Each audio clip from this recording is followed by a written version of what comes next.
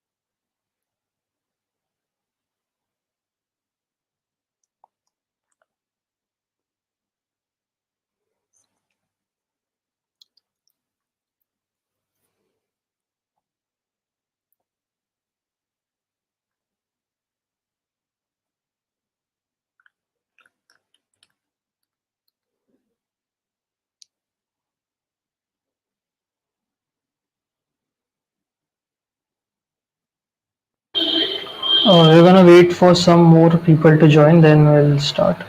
Yeah.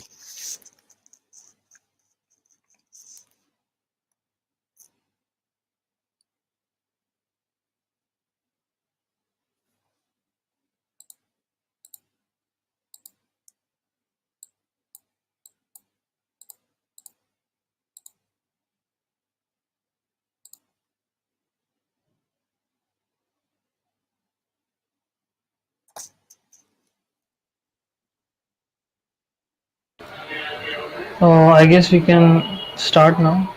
We start. Yeah, yeah, sure.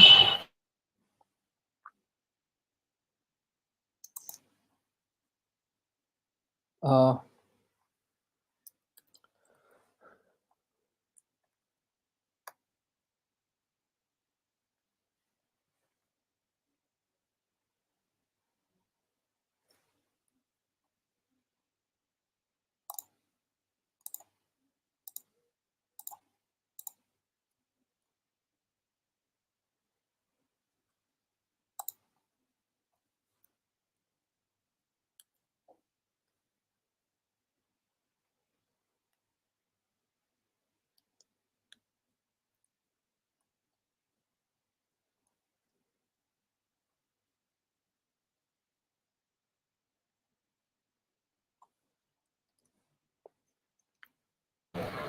Yeah, it's visible.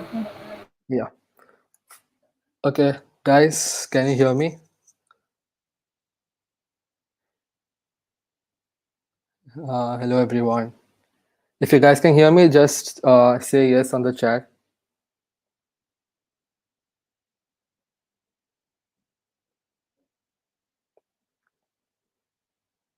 Hello.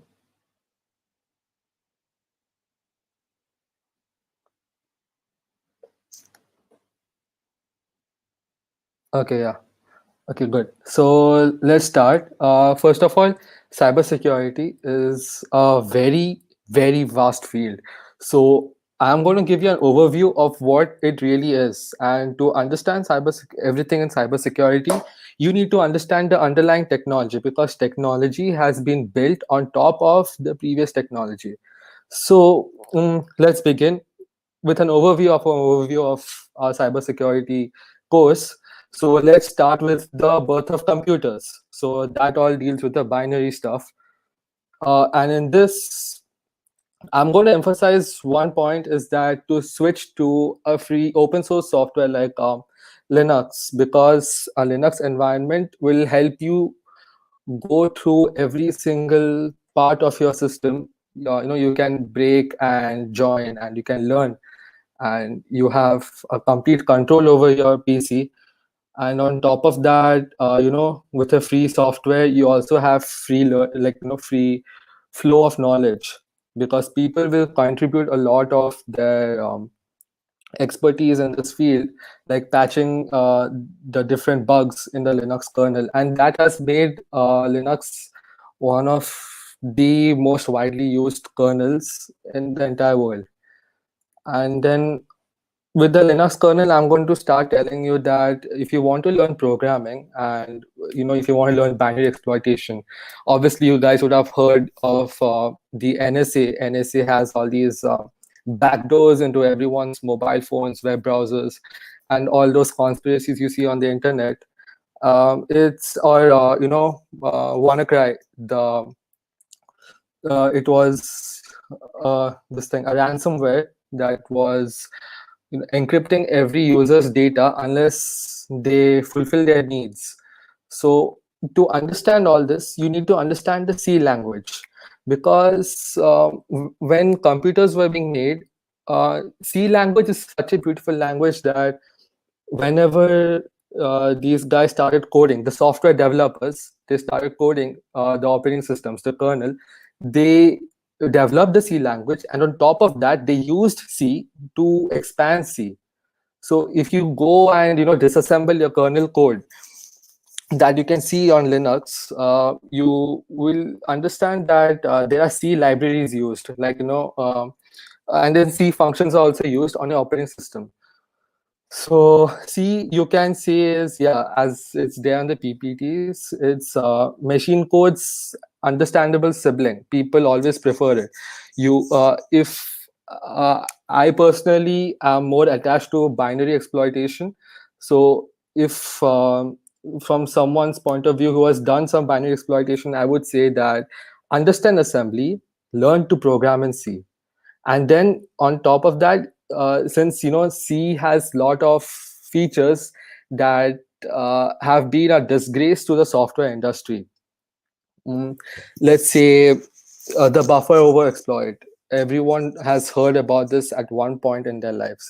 The buffer overflow is because of C's feature of memory allocation that is done manually. C compilers aren't that clever, so the memory allocation has some overflow. So let's say that you have your main function. Every code has its main function, and with the main function, wait, I'll show you over here. Okay, so let's say you have main, and main is at address 0x45, and then in main function you have function A, and A has an address 0x67, and then function C that you never call it from the main function because other functions use it. So let's give it an address 0x89.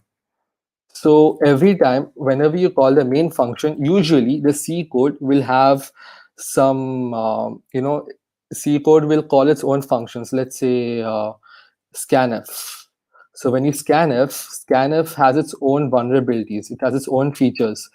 So every time you call scanf, and it can only allocate a certain size. Let's say 90 bytes of. Oh no, 90 bytes is very odd. Let's say, okay, let's just say 90 characters. Let's say 90 characters. And then I write an exploit in Python. So let's say Python, Python 3. I'm not running any of these because I have to demonstrate a lot of it. So Python 3 minus m, and then a times 90. If I do this, and then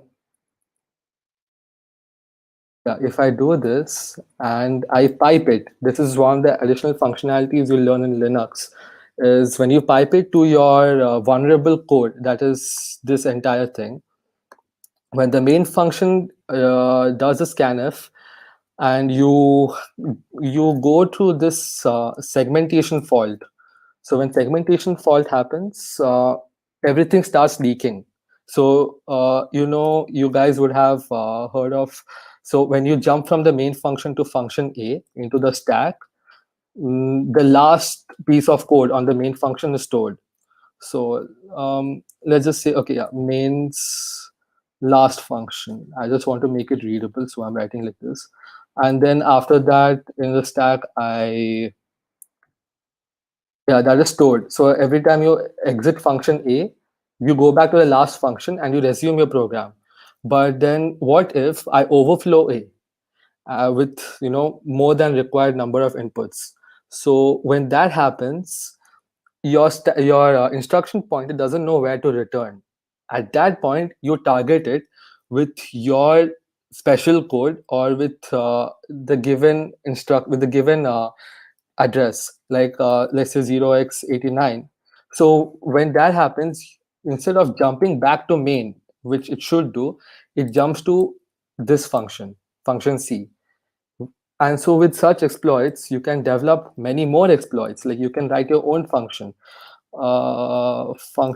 like delete all, like delete everything. And when you write that special function, you write when you do the buffer overflow exploit, you jump to this function and it completely corrupts your entire code. Everything is destroyed. So these are the vulnerabilities of C. But then C, it has its own trade-offs. It has its own good side and bad side. So that's why we have Rust, the Rust programming language, in which memory allocation is done automatically by the compiler. So you do not have to do anything. No, human errors are reduced. Then, yeah, this is just a view of what machine code looks like in movies. It is not hieroglyphics. It's completely wrong. This is what it looks. It's boring. And yeah, just again, Bash. What is Bash? Bash is, well, I'll give you an analogy. Like, let's say you have a piece of land, and then some person from another country has come to buy it, but he doesn't know your language. So he calls an interpreter. So you are the operating system. Operating system is a land on which all the applications run. This industrialist from another country, he is the application. So when he comes with the application, he also knows how to communicate with the interpreter. So like, he can talk to both the operating system and to the applications. It's the middleman. So this middleman is Bash. So if you want to talk to your operating system, you need to learn Bash. Because batch is not much used. It is not as productive as using bash shell. Sahil will show you, the uses of bash in his part of the session. Now, jumping to cryptography and forensics. See, cryptography is intertwined very neatly with the birth of computers, because can you guys tell me what this is? This particular image? Just give me a guess.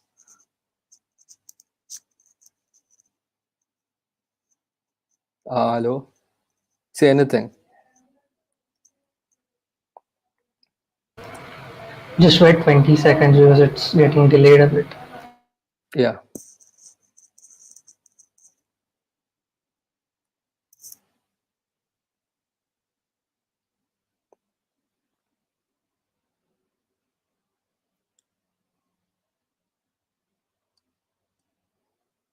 Okay, I'll just jump, I guess. This, instead of asking, anyways, you can go back to the video later, but this is what we call a bomb, the bomb machine. This was what started the entire computer industry, and Alan Turing built this to decode the Enigma, which helped the Allies win against, you know, the Germans.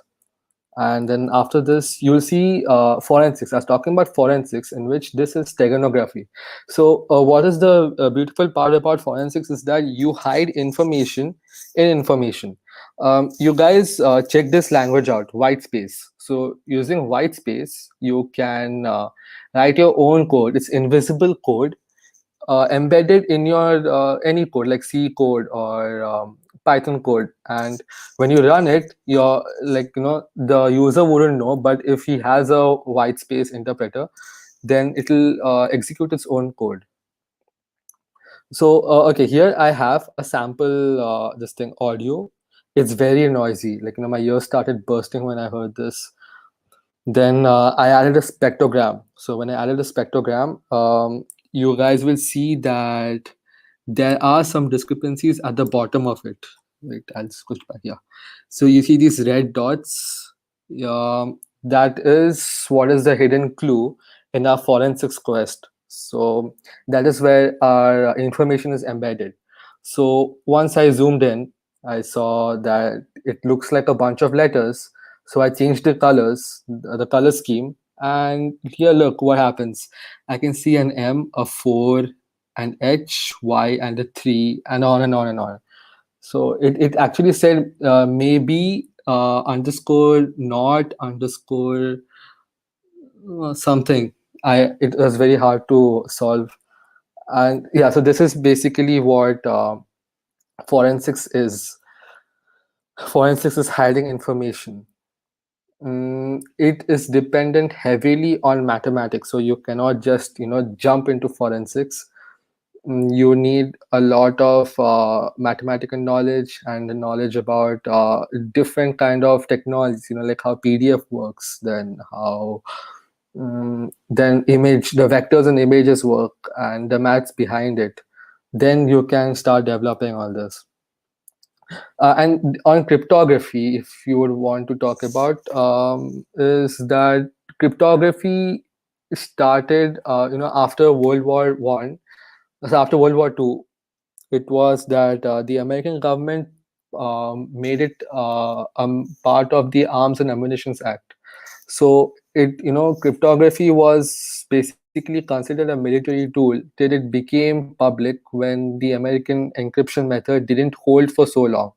So all the businesses, they wanted to switch to the more advanced kind of security on the market. So when with USA we ended up with PGP, pretty good privacy, and actually PGP was the beginning of modern day encryption. And after PGP, we just started bursting, MD5 hashes, and then SHA-256, and then what else? RSA encryption, and on and on and on, and AES, of course, AES.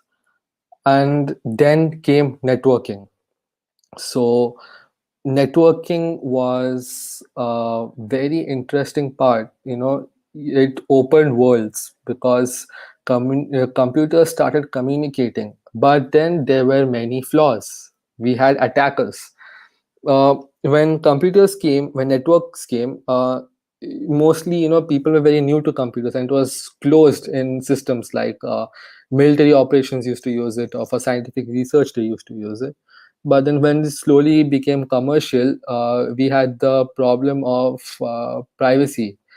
So these guys, with the pretty smart guys, what they did was they started building their own protocols.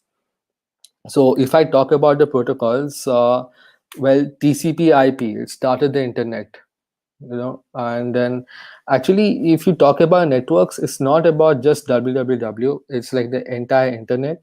So TCP/IP, it started the internet. Then we had a lot of protocols in between, like SMTP, simple mail transfer protocol, and then file transfer protocol. These were individually targeted for a single purpose. Don't get me wrong that these were useless, like people use them for special applications, but why use them when you have HTTP? And HTTP was aimed at doing everything. It was just amazing because it was genius. They had hypertext uh, to develop the technology, and the client and the server treated HTTP requests the same way.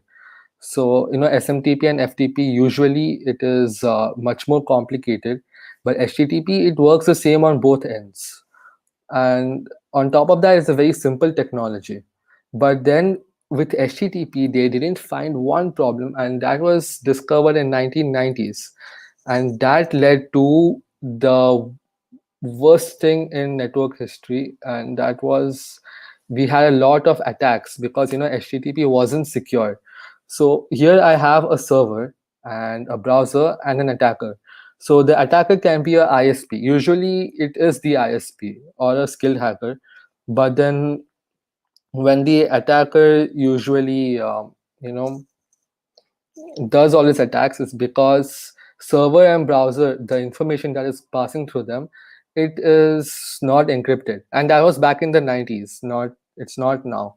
So the scientists developed this technology called TLS. So what TLS is there for was, you see TCP. So TCP and HTTP, both of them, they had one single see, they had in between one protocol. Actually, in networking, it's all about stacking protocols on top of one another. If one protocol fails, then they just jump from protocol, like switch over to another protocol or add another protocol. It's completely like a stack. But in this case, they added TLS. So TLS was aimed at making the stream encrypted, but then it has its own advantages also. When they designed it, TLS was aimed to be in between TCP/IP and HTTP. See, first of all, before going into TLS, I'll talk to you about protocols. Protocols are developed because we want a standardized method of sending messages. For example, Sahil and I, we want to talk, and then we have a protocol for mailing each other. Write a letter on a pen, put it on an envelope, and then send it to a postman, and then that's it. It's logical. You cannot break it. You cannot post someone a billboard as a message. You cannot. So that's what happened. So these guys, Microsoft, Netscape, they started having wars in the 90s, the browser wars, in which they understood that HTTP was failing them in privacy. So they developed TLS in the end, and TLS protocol was designed in such a way that like other applications that do not require HTTP, non-web based applications, will also be using TLS.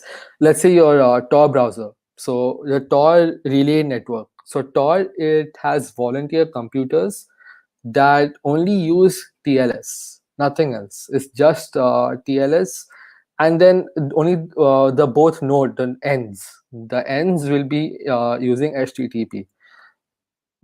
So with this TLS, what happened is we had certifications. The certifications were like browser sends a request to the server, and then when the server will to validate itself, it will send a piece of information that it only has, nobody else has. So when it sends it to the browser stores it. So the browser knows in the first connection itself that to recognize a server, this is a certificate, and even my ISP, internet service provider, cannot pretend to be my browser, because in the earlier days, ISPs could do such a thing, in which if a website advertises something else, when the data is streamed by the ISP from the server to the user, it can change the ads that will benefit the ISP, and the web server will, its money is gone to waste. So that is how so that invited protocol exploitations. Protocol exploitations are pretty much very complex. Now TLS had a lot of patches, so it is very, very, very secure. But despite that, we can have a lot of mistakes with the clients, because clients don't know much about the technology. So it's my strong advice that whenever you go to a website, check that it is HTTPS. So HTTP secure, that means it has TLS encryption in it, because HTTP, if you share your sensitive data through it, anyone who snoops on it, like an amateur hacker, can just snoop on it and he can get your data. So now let's jump to web security. Talking about web security, it is everything. It's very, very, very vast. Started with HTML, the client side. I'll talk about only client side in this session. And with JavaScript, we had a lot of vulnerabilities, a lot of mistakes, problems happened, and that's what we are going to discuss more about now. Okay, first of all, you can go to this website, haveibeenpawned.com, and put in your email address and check that any website that you have logged into with your email address, whether it has been owned or not. Owned or pawned is the same thing, actually. Pawned is a typo that people have been living with, and they like it, so it has stuck around. So just visit haveibeenpawned.com. For me personally, 2 sites have been pawned, so I have to fix that. Now talking about browser technology. With the coming of JavaScript, we had dynamic pages, and we had a lot of additional browser functionalities. JavaScript also, I would recommend you guys to learn Python and JavaScript, because both of these are multi-paradigm languages. I'll sidetrack from here. Learn more about the programming paradigms than programming languages, because programming paradigms are different concepts. Okay, so let's go back. Now, in the client side vulnerabilities, we have man-in-the-middle attack, then source code vulnerabilities, like if the web developer, whatever he or she has written, what all mistakes they have made, those vulnerabilities will show up. Or public packages and libraries, like in NPM, is one of the best examples. They have their vulnerabilities. Amateur coders are there, and browser exploitation is a very complicated field, but it's very interesting. You will learn about how to actually own the browser. Browser exploitation and binary exploitation go hand in hand. So the things that work with binary, because browser is in the end an application. So once you own someone's browser, you own their computer, you own their life. And now going back, we have the most common types of attacks. One is phishing. The phishing email attacks that you guys have heard. So they clone your it's very easy. Just use wget, clone their website, and you have an entire website just identical to the original website. And then once you clone their website, you find the target, you lure them into giving their private data, and they're done. So be careful of them. And stealing session cookies, the cookie data, sorry. The session data is also stolen. That has been fixed by browsers nowadays. and one of the most common and the most people look for these kind of people, so these kind of developers is the ones who find cross-site scripting vulnerabilities, or you call it as XSS attacks. So these are the platforms, the bug bounty platforms. One is this thing HackerOne, and this Bugcrowd, and another one is Synac. These platforms, they say they haven't promoted themselves for DSC. It's just that I personally feel that they are really good. HackerOne especially, I love it.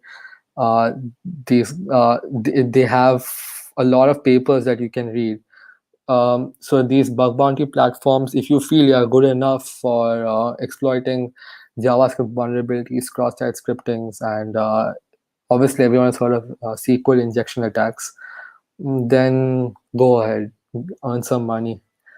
And finally, this is a bonus one that I've kept: social engineering. So in social engineering, you have three kinds. Say, you guys watched the movie Catch Me If You Can? Because I think that's the best explanation of what social engineering is, and it's actually pretty amazing because you guys would have heard of the recent Twitter hack, and social engineering did play a role in it. So in this case, the guy, he doesn't have any interest in technology. It's not technology that he knows. He knows how to exploit technology, like on a very abstract scale. So these are very clever kind of people. So this is Frank Abagnale. Actually, this is the movie, and this is the actual guy. He had a talk on Google if you want to watch. He told about the actual story. Obviously, movies will you know want to show a little bit of unrealistic side of the story, but if you really want to hear his story, check his Google this thing speech. And then I won't teach you guys social engineering because I myself am very bad at it. And if you guys do something, I don't want to be one of the participants. So I will tell you the basic things that a social engineer always does. So the first thing is he finds the weakest link. Once you find the weakest link in a company or you know in a firm, then you're good to go. Like for example, let's say you find a socially insecure man, and you know that he is a loner, so you attack him in such a sense, and he breaks. And after there are also good ways of finding the weakest link. Don't just do this. Like gain their trust.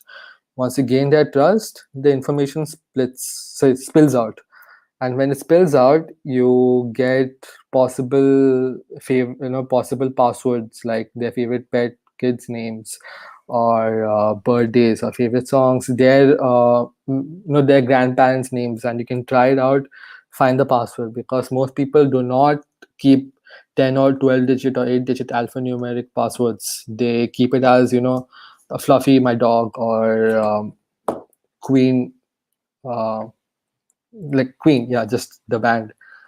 That's it. This is my part. Now, when I have covered the entire theory, I have made sure that we follow a timeline. So you guys can map what all technology was born and at what time. So now, since you guys know everything in a rough sense of what all happened, that all cybersecurity is about, is how good you know the prevalent technology and technology that existed before it. Now, Sahil will tell you how he, started. Let's say how he's going to demonstrate his own. Yeah. Yeah, Okay, so I'll share my screen. yeah.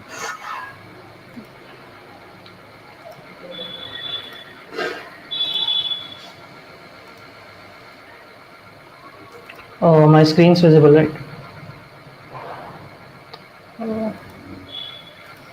Just type yes if the screen's visible.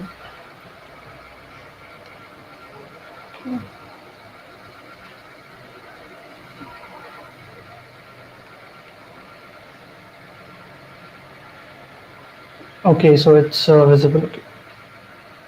Uh, so, people have a lot of fascination with hackers and cybersecurity experts. Well, there's a good distinction in that there are two types of hackers. There are like black hat hackers and white hat hackers. And hackers are the ones uh, who like do the crimes, like cyber crimes and all. And white hat hackers are the one who prevent those crimes. So they are sort of like the security police. And I'd advise you guys to like be white hat hackers instead of uh, black hat hackers, because I think that is what makes the cybersecurity field so fascinating, And okay, so you could go on for two ways about this. And the first way you could do is like you could maybe download Kali Linux and use those tools and whatever scripts they have, use it to attack or crack Wi-Fi passwords or whatever.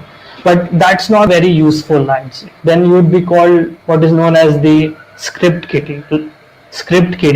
Like you only use scripts and you don't know how exactly the tools work. So those kinds of people are not exactly respected in the hacker community and all. So the better way to go about this is to like learn all those tools, learn whatever aspects are there here. Like you could learn the like Linux operating system, Linux commands. You could look up the TCP/IP architecture, and you could see how the web works, how cryptography works, how RSA encryption algorithms work, and then you could make your own tools and scripts. So I think many of you guys might be using Windows right now, I guess, and so I'd suggest using Linux for practicing. And you don't have to like change your operating systems. What you could do is you could like either do dual boot, like you could have two operating systems inside your machine, or the better way in my opinion is to use what you call as the virtual box. So virtual box is a software in which you can run a virtual operating system. So you don't have to like what you call configure a separate operating system or to shift from Linux or Windows. So I'd suggest using that. Just look up this virtual box also, and I think it's quite useful. Okay. And then there is this site linuxcommand.org. It's a great site, and it's actually, there's this book called the Linux command line. It is a really great book, and even if you are not interested in hacking or Linux, I'd still advise you to go through this. Like it's a really great book, and you'll come to know all the Linux commands and their usefulness. And this is the interactive website where you could like learn all the commands. You could also write shell scripts here. So I think this is a great resource for that. And the second thing is that if you want to go further in cybersecurity, you have to know about CTFs. Like CTFs are like sort of they are called capture the flag competitions, and these are competitions where cybersecurity experts or hackers or whatever you call them, they compete with each other to find a flag inside a system, or to find vulnerabilities, or to find exploits to a certain system, to a certain server or anything. And these competitions are like quite popular in the hacker community, and I'd suggest, if you are going in this field, to like just participate in some CTFs or these competitions. Okay. And in CTFs there are like mainly three parts. One is the forensics, cryptography, web exploitation, reverse engineering, and binary exploitation. Forensics, I think Prateek explained it pretty well. It's the art of like hiding things in files, like in an image file. Maybe someone has hidden a code or anything, or maybe another file has been hidden inside another file, like an audio file could be hidden inside an image file. So that comes under forensics. And cryptography is the reason why, like, the web is secure. Like, you could say it is the vault of the internet, the reason why things are even secure on the internet. And like all your login info, all your banks use this. And it's a pretty deep field, and you have to also have have knowledge of the mathematics behind it to clearly understand what's going on. And I'd suggest you going through it. Web exploitation, I think it's pretty clear from the name itself. It's like exploiting bugs in web applications, in web servers, and all. This is also pretty good field. And there's then the reverse engineering. Reverse engineering is so in when you are making a computer program, what you do is you first write the source code, and then you compile that source code into an executable file, right? So the art of reverse engineering is uh, creating the source code from the executable file.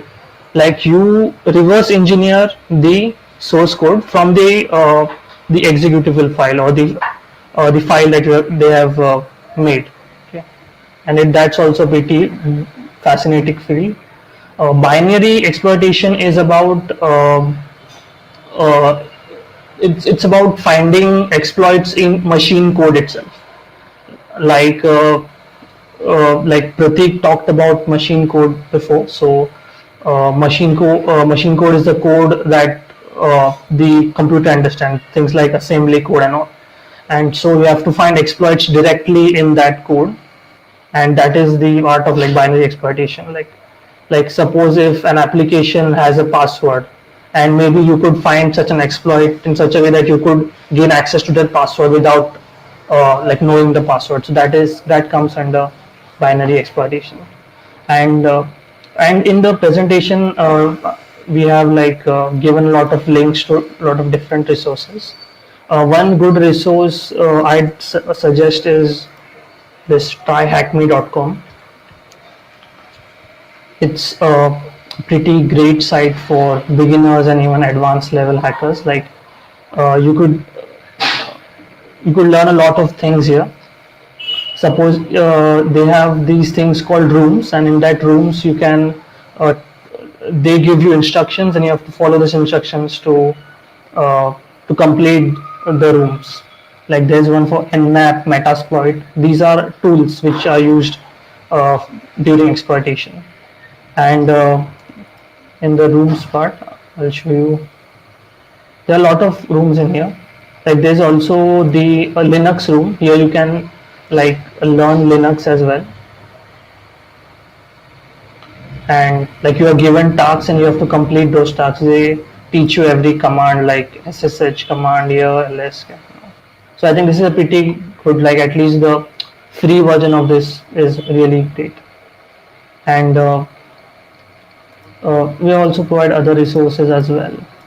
Like, there's the over the wire thing.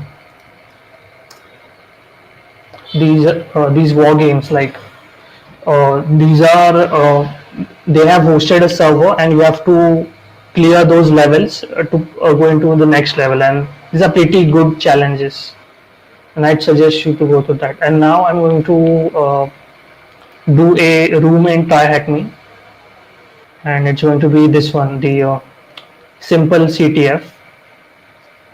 I think this gives a good general idea about how CTFs are, and I've done this room before, so I'm going to do it again. So let me just deploy this machine. Wait.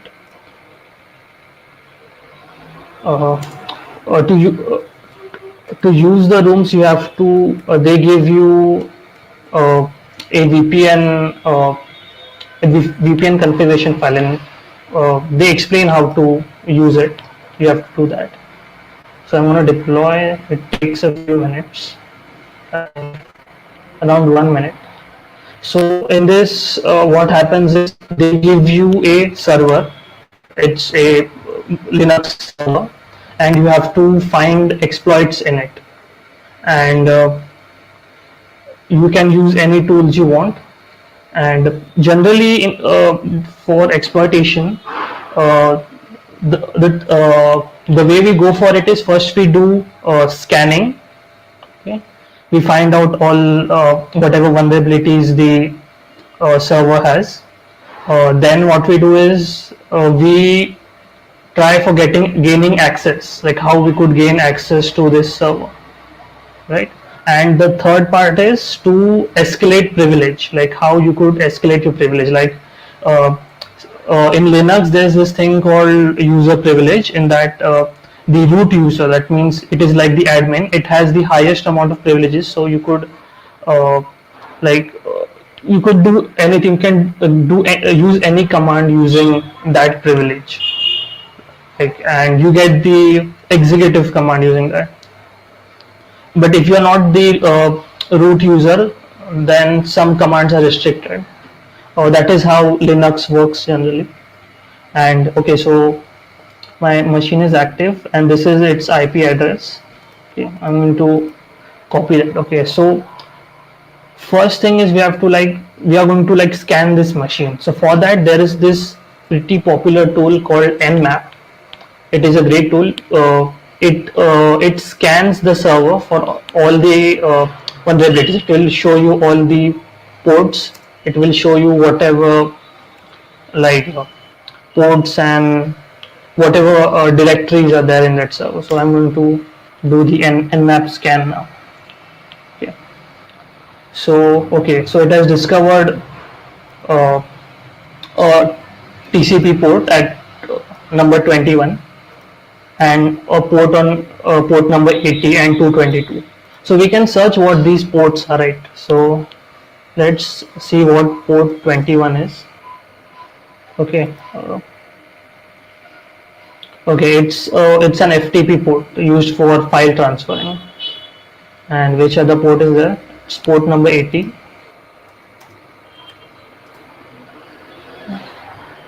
What is port 80 used for?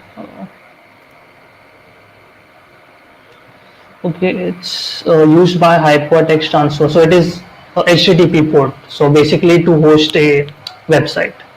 So if there's any website hosted here, we can get it at the HTTP port. And there was the port number 222. All right. Yeah, so it was 222, right? Yeah. 222. This one is I think it's not. I think it might be the SSH port. It will show here. It shows all the information here as well. Okay. Okay. This 21 is FTP port, and it's showing you all the information about it over here. And this one, port number 88, was the HTTP port. And yeah, you can also see what kind of server it is. It is an Apache server version 2.4.18 hosted using Ubuntu. And this is its title. And 222 port is the SSH port, the secure shell port. Okay. Okay, so now that we have this, let's go to the HTTP port and see if there's any website hosted there. You can like directly just put the IP address and in the URL bar, and this is what we are getting. Okay. So so this is an Apache server which has been the machine is using Apache server to host the web page. And so this is not very useful. Like we don't know what other directories there might be. Like there could be /home page here, but see, it's not found. So we don't know the exact URL or what other directories are there in this server. So there is a good tool you could use to find that, and that is the GoBuster tool. Okay, so this is the GoBuster command, and this is how you use it. So you have to type GoBuster directly.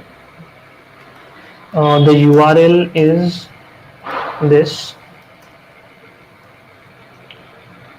and you have to pass in a word list. Word list is a list of words that you can pass. Like those are the common ones, which which common directories names which might be present. So I already have a file, a word list in my PC. It's common.txt, and I'm going to use that. Okay. So it has found .hta and .ht password, these files. Okay.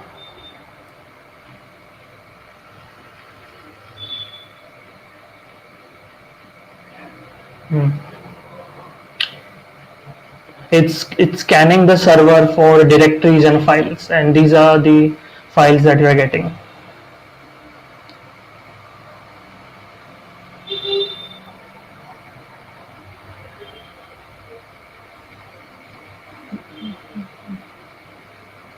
Okay, so index.html is this page that we are getting here.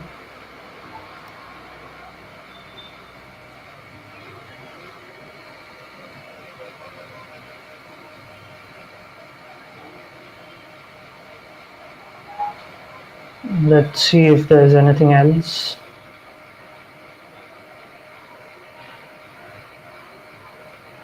There's also robot.txt.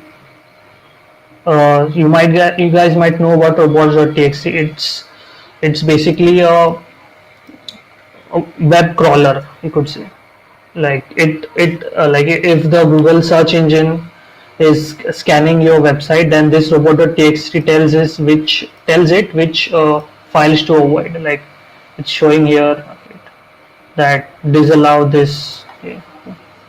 I don't think this one is that useful. Okay, so we also found a /simple directory. Let's see what's there.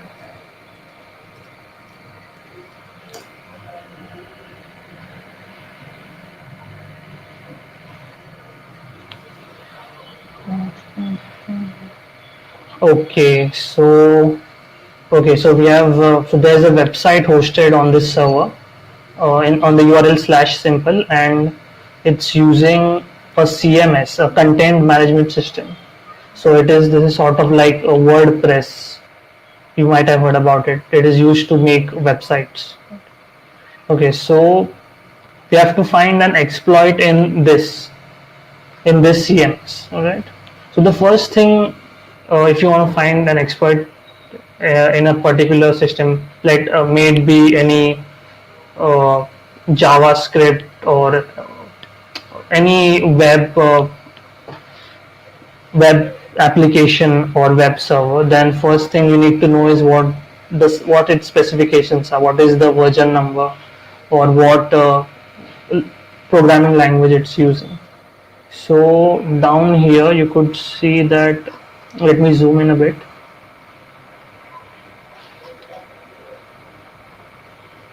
Yeah, it's using version 2.28, and this is called CMS made simple. Okay, so now we want to find an exploit to this. There is a good collection of exploits, an open source collection called exploitdb. You could just Google it, and okay, so this is an open source database, and it is it is made by, what do you say, it's a community based database which a lot of cybersecurity experts and hackers and other people use as well. Okay, and let me just go to the home page. Okay, I searched CMS made simple before as well. Okay, so what you have to do is you have to go in the search bar and just paste whatever you have, like CMS made simple, and it will show you the list of exploits which you could use on that application. And it also gives the version numbers. For example, let me zoom in a bit again. So here it's 2.2.14, ours was 2.2.8, it's 2.2.7. Okay, so this one is for SQL injection, and I think SQL injection is one of the best methods to like gain access to a server or a website. Okay, so I'm going to use this one. It's PHP platform. Let's see what it is. Okay, Okay, so this is a Python code here, and it's not telling you how to use it. Okay, there are commands how to use it. Okay, so let's just use this exploit. So I'm going to copy this code, and I'm going to create a Python file and paste it inside it. I'm using Nano. It is a text editor based on the terminal itself. Okay. Okay, so now we have this, and let's just see how to use it. Okay. Usually you just have to run that thing without any parameters, and it will show you how to use it. Okay, so it's showing that you have to use -u for the target, and you can use this --crack -w to give it a list of words to crack the password. Okay, so let's use this to basically gain access and crack the password if it has any. Okay, so cms, okay, and -u the URL, this, and --crack -w and the. Okay, so there is this collection of passwords. It was a leaked database. It's called rockq.txt. You can search this on Google.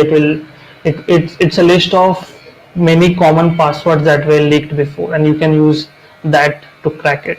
Okay. So I'm going to use this. Okay. And now it's going to try to crack the server, see if there are any users which we could crack. This I've done this before, and this takes a lot of time. So okay, so before this session I did it once more, and let us just go there. I'm going to cancel this, and okay, so in this window, as you can see, it was trying to generate the salt for the password, and here it has found the password, and the username it found was Mitch. This was the email found, and this was the passwords.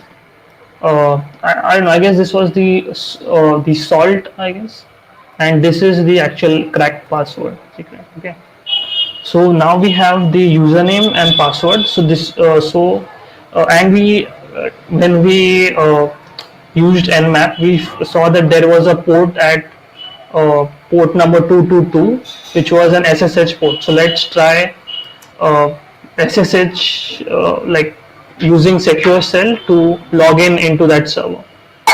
Okay. So I'm going to the way you use SSH is you type SSH, then username, @ and your IP address over here, and then you can specify the port using the -p. Ours is 222 right now. Okay, so our IP address is this. You don't have to, you can directly type the IP address, the numbers that are there. You don't have to do that. And the username which we cracked was Mitch. Okay. So I'm going to do that, and I'm going to click SSH, and okay, so this server is added, and I'm going to type the password. It was secret. So okay, I've typed the password, and we are in now. Okay, so we have gained access to this server. Okay, and so now we can type any commands, like we can type ls, and this will show you whatever files are there in the home directory of the user, and many other commands we can type. Okay, so, and this is I think simple. Try Hack Me is a really good source. You should try this room and many other rooms as well. As you can see, you have to answer these questions. Like it is asking how many servers are running under port 1000. So you have to type in how many were there, 2 were there, and it's also asking which CVE, which this is the number of the exploit. Like you can see here, the CEV number. This is really important. It is used to recognize what kind of exploit there is. It is unique to that particular exploit. Yeah. And then what kind of vulnerability was there? We did an SQL injection. So this is pretty good, I think, and it's very interactive as well. And so let's just cat out what's there in the user.txt file. It's this. Good job, keep it up. Okay. So now we have gained access, but we still aren't the root user. That means we don't have admin privileges. If I type who am I'll get Mitch, which is the user through which we logged in. Okay, but we want the user to be root so that we can gain access to the root directory. In Linux, the directory structure is this way. Like if you do / in that you have all these directories in the main root folder, and this current directory will be /home/Mitch. Like if you do pwd, okay, which shows the current directory, it is /home/Mitch, and we want access to the root directory which is here. So if I do ls/root, it will show that permission denied. That means I don't have permission to access this directory, and I need to have admin privileges for that.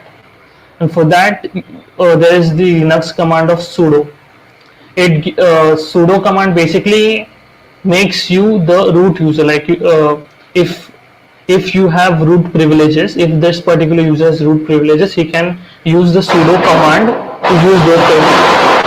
Like if I do sudo ls/root, then he'll ask for the password, which if I put secret, okay, SECRT, okay, but still I don't have root privileges. User Mitch is not allowed to execute this. Okay, so we have to now escalate our privileges. So first let's see where we are allowed to use this sudo command. So you have to just type sudo /l, and okay, it's showing that you can use root sudo command on this file, that is the vim file, and vim is the text. It's a text editor. It's a terminal based text editor. So if I am allowed to use vim using the sudo command, then maybe there's some sort of way through vim in which I can gain access to the shell again. So let me just open vim using the sudo command. So I'm going to do sudo vim. Okay, so I am in vim now, and in vim there is a command called !/sh, which gives you access to the shell. You can also put here bash shell as well, as it is the default shell, but I prefer to do sh when on remote server. So I could do that, and now I have opened a terminal inside vim, and let's use who am I command. Okay, as you can see, we are the root user now. So we have I wouldn't say that we have done any exploit, but we have seen a vulnerability and used that vulnerability to our advantage. And this is how most CTFs are. You have to see whatever options you have, and is there any way you can escalate your privileges using that. And we have done the same thing here. We are now the root user, and let me just go into that root directory. I will now have permission to do that. Okay, so I'm in the root directory now. If I put ls, I'll get root.txt, and let's see what's there in that. Sorry. Okay, well done, you've made it. Okay, so this way we have completed the room. We first what we did is we scanned the server. We found out where if it has any websites, and then we found out what vulnerabilities it has, and we found this exploit on exploit.db, and we used it to crack the password, and that way we gained access to it. Then we escalated our privilege using Vim. Okay. So, so this is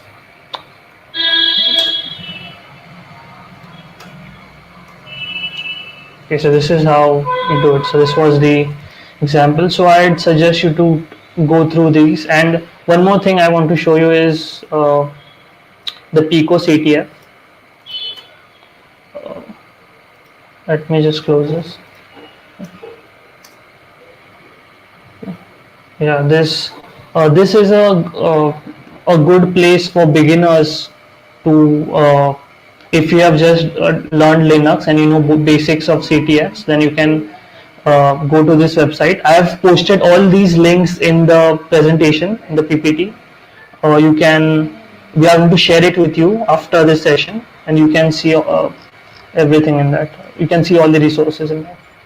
And these problems are pretty good for beginners. So I think you should try these as well. These are pretty good, pretty simple ones. You have like what is 0x7 of an hexadecimal, or what is 0x18 base 6. These are pretty simple challenges, and the difficulty keeps on increasing this way.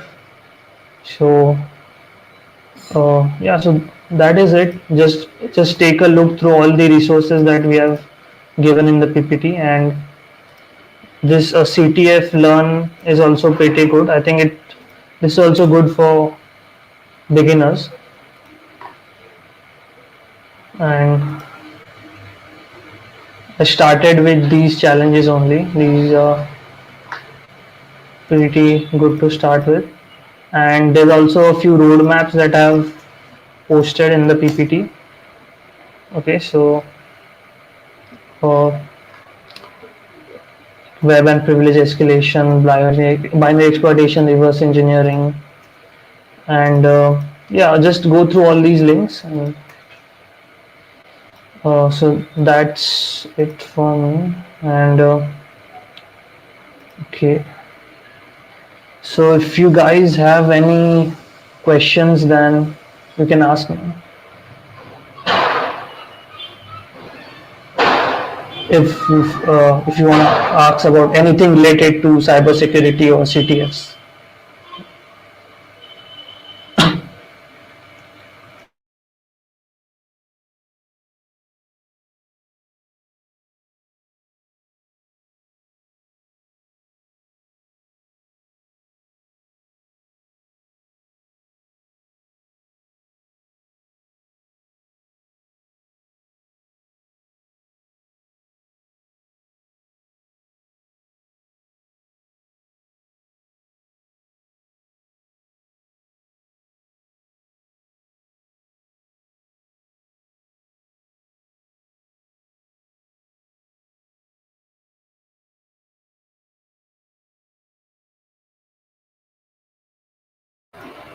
No one has any queries?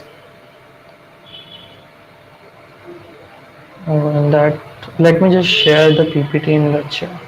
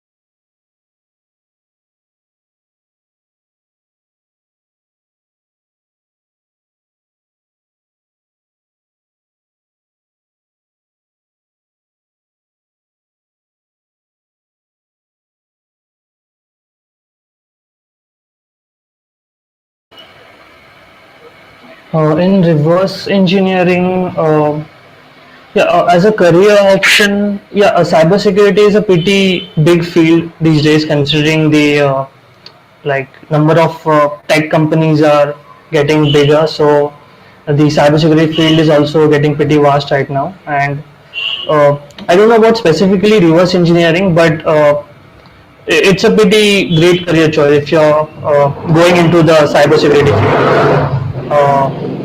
And yeah, it's just as important as web developers and other Android iOS developers. So, yeah, malware analysis as well. Yeah, all those antivirus companies, they also need a lot of reverse engineers.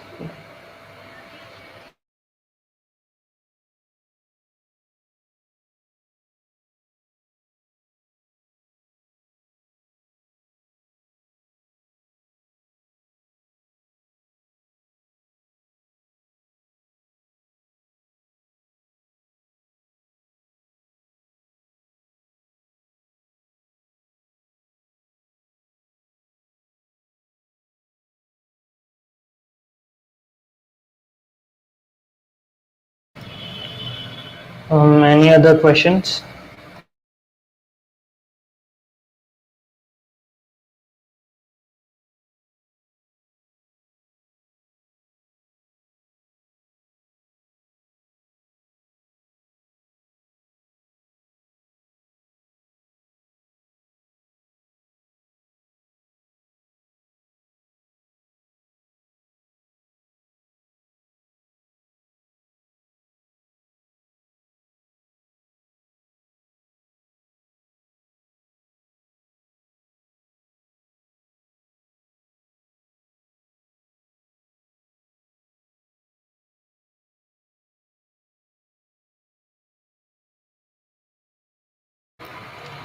Okay, fine. Then guess we'll end the session here.